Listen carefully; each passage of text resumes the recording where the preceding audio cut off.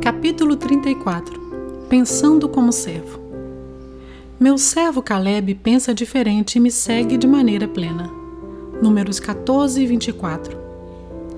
Pensem de vocês mesmos do modo em que Cristo, Jesus, pensava de si mesmo. Filipenses 2:5. Servir começa na mente. Ser servo requer uma mudança na maneira de pensar, uma mudança de atitude. Deus está sempre mais interessado no porquê daquilo que você faz que naquilo que você faz. Atitudes contam mais que realizações. O rei Amazias perdeu o favor de Deus porque fez o que era justo aos olhos do Senhor, mas não de todo o coração. O servo verdadeiro serve a Deus com uma mentalidade que consiste em 5 atitudes. O servo pensa mais nos outros que em si mesmo. O servo concentra-se nas outras pessoas, não em si mesmo. Esta é a verdadeira humildade. Não pensar menos de si, mas pensar menos em si. O servo é abnegado. Paulo aconselha: esqueçam de vocês mesmos o suficiente para ajudar o próximo. É isso que significa perder a vida. Esquecer de si mesmo para servir outros. Quando deixamos de nos concentrar em nossas necessidades, ficamos conscientes das necessidades ao nosso redor. Jesus esvaziou-se de si mesmo, tomando a forma de servo. Quando foi a última vez que você se esvaziou de você mesmo em benefício de alguém? Você não pode ser servo se estiver cheio de você mesmo. Somente quando nos esquecemos de nós é que fazemos coisas que merecem ser lembradas. Infelizmente, grande parte do serviço que prestamos é em causa própria. Servimos para que os outros gostem de nós, para sermos admirados ou para alcançarmos nossos objetivos. Isso é manipulação e não ministério. Ficamos o tempo todo pensando, de fato, em nós mesmos e em como somos maravilhosos e nobres. Alguns cristãos tentam usar o serviço como instrumento de barganha com Deus. Vou fazer isso por você, Deus, se você fizer aquilo por mim. O verdadeiro servo não tenta usar Deus para realizar os seus propósitos, mas deixa que Deus o use para os propósitos dele. Ser abnegado, assim como ser fiel, é uma qualidade extremamente rara. Dentre todas as pessoas que Paulo conheceu, Timóteo foi o único exemplo que ele pôde apontar. Pensar como servo é difícil, pois entra em choque com o principal problema de nossa vida. Somos egoístas por natureza. Pensamos demais em nós mesmos. Por esse motivo, a humildade é uma luta diária, uma lição que temos de reaprender repetidamente. As oportunidades para servir aparecem à nossa frente dezenas de vezes todos os dias, dando-nos a chance de decidir entre satisfazer nossas vontades e atender às necessidades dos outros. A abnegação é a essência do serviço. Podemos avaliar nosso coração de servo pela maneira de reagirmos quando somos tratados como servos por outras pessoas. Como você reage quando alguém não leva em consideração, lhe dá ordens o tempo todo ou o trata de modo inferior? A Bíblia diz: se alguém tirar vantagem de você injustamente, use a oportunidade para exercitar a vida de servo.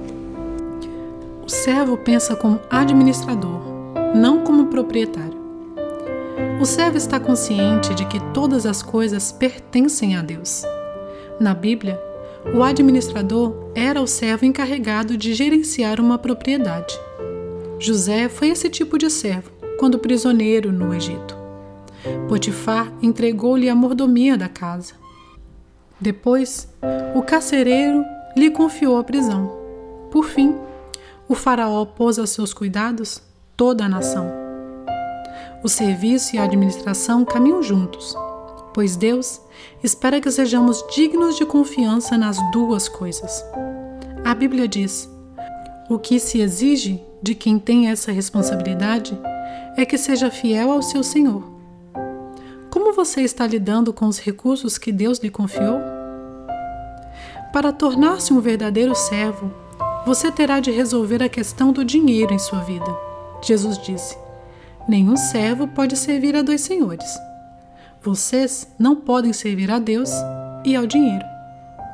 Ele não disse: vocês não devem, mas vocês não podem. É impossível.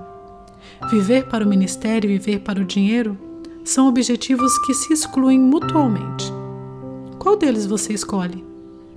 Se você for servo de Deus, não poderá fazer nenhum trabalhinho por fora. Todo o seu tempo pertence a Deus.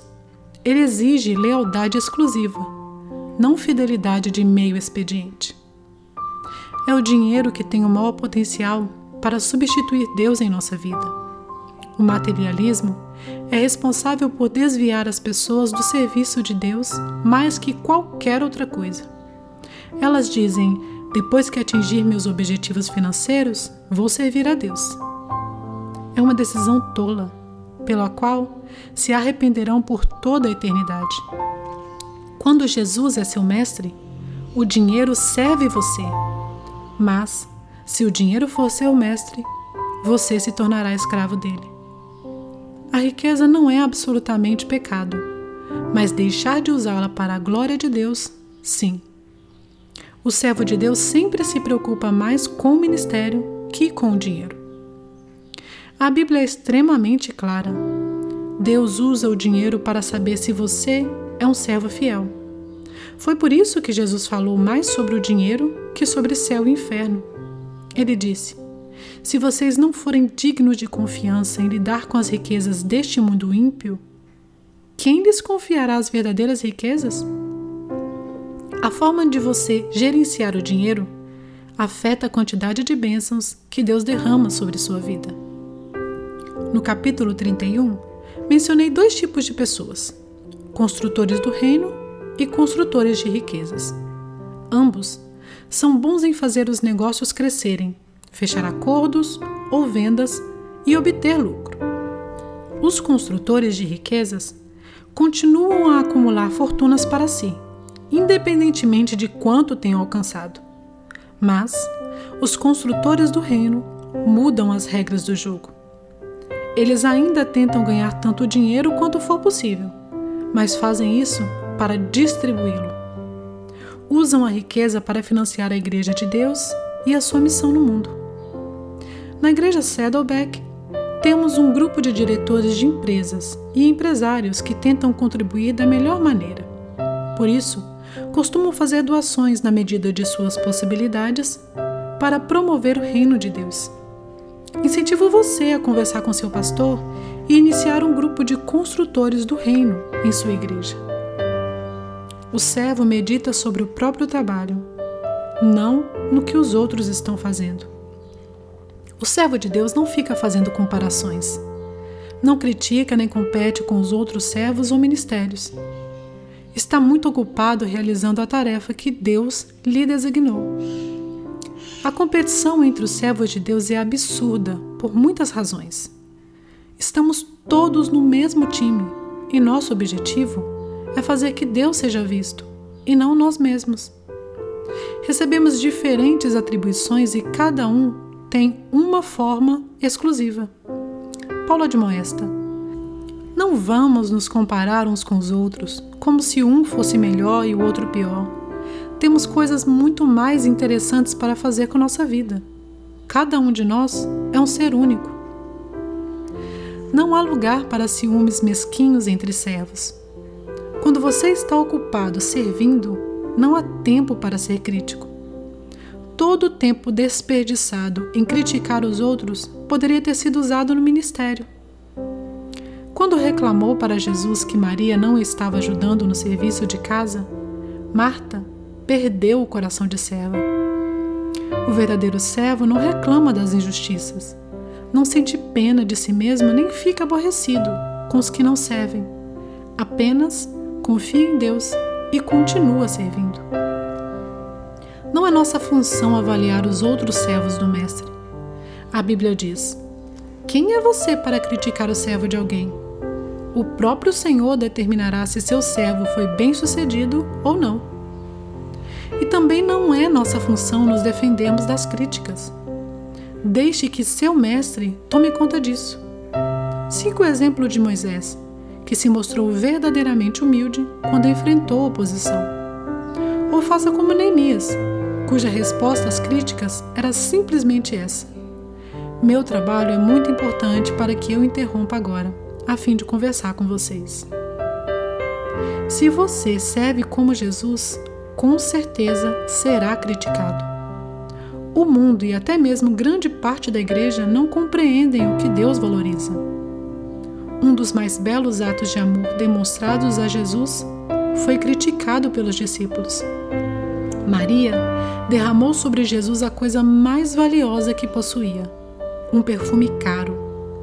Esse gesto de generosidade foi rotulado como desperdício pelos discípulos. Jesus, porém, o classificou como significativo. E isso é tudo que importa.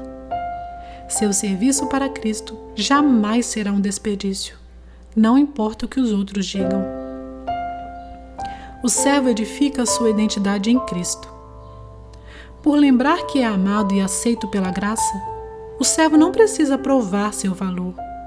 Ele aceita de bom grado trabalhos que pessoas inseguras considerariam abaixo delas.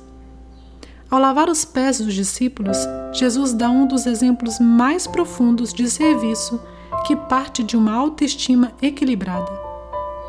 Lavar os pés era equivalente a ser engraxate, função desprovida de status.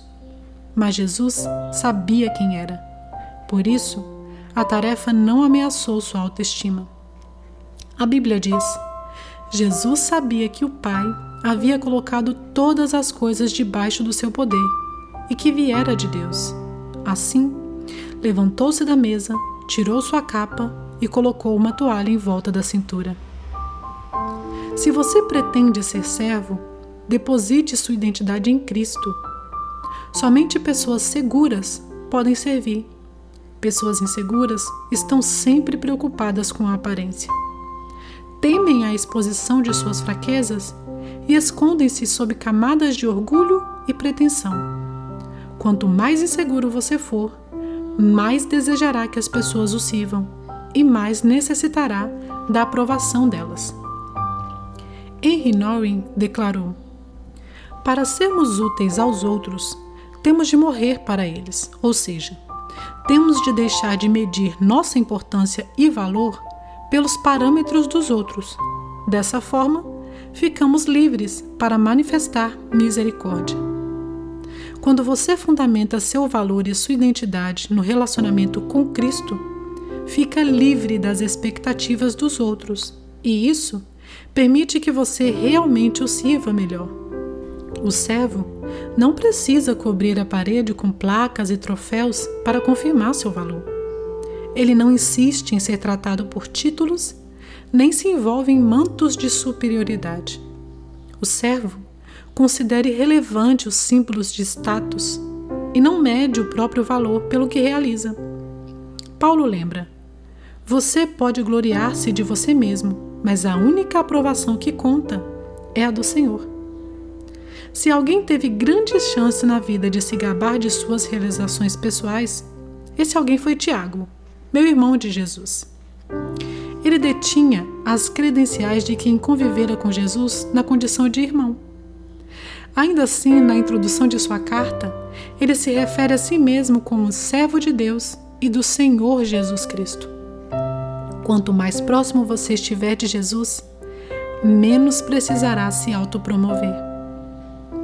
O servo considera o ministério uma oportunidade, não uma obrigação.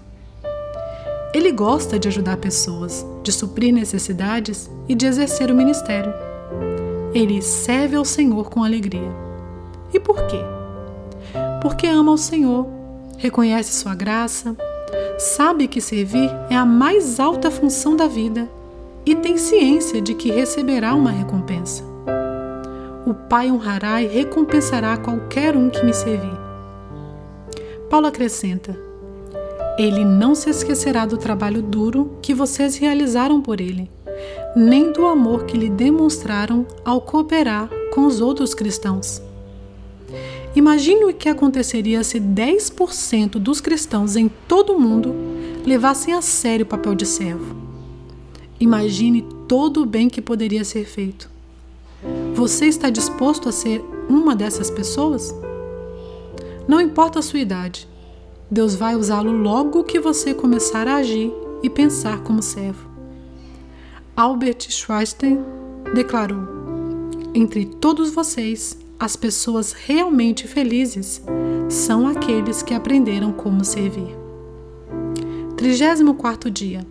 Pensando sobre meu propósito de vida. Um tema para reflexão. Para ser servo, devo pensar como servo. Um versículo para memorizar. Seja a atitude de vocês a mesma de Cristo Jesus. Filipenses 2:5. Uma pergunta para meditar. Normalmente, preocupo-me mais em ser servido ou em achar maneiras de servir outros?